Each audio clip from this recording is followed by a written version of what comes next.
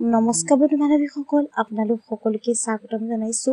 মই প্ৰতীক্ষাই SP news আছামিজৰ অন্য এটি নতুন ভিডিঅ'লৈ আপোনালোকৰ বাবে পুনৰ আন এটি দুখৰ খবৰ লৈ আহিছো। খবৰটো জানিলে নিশ্চয় বহুত বেছি দুখ লাগিব। আমাৰ সকলোৰে প্ৰিয় চেনেল ৰেঙনি চেনেলৰ সম্প্ৰচাৰিত হৈ থকা বেহাবাৰী আউটপোষ্টৰ বসুমতাৰী ছাৰ আৰু আমাৰ মাজত নাই জনপ্ৰিয় অভিনেতাজন হঠাতে কিদৰে তেওঁৰ মৃত্যু হ'ল সবিশেষ জানিব পাৰিব আজি এই ভিডিঅ'টোৰ জৰিয়তে। গতিকে ভিডিঅ'টো শেষলৈকে চাই থাকিব।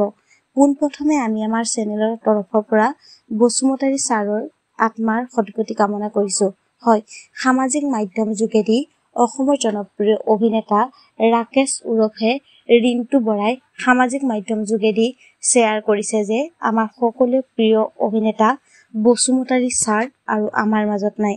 তেখেত কি ৰোগত মৃত্যু হৈছে সেই কথা তেখেতে এতিয়ালৈকে জানিবলৈ দিয়া নাই, কিন্তু বৰ্তমান জনাইছে যে তেখেত আৰু আমাৰ মাজত নাই।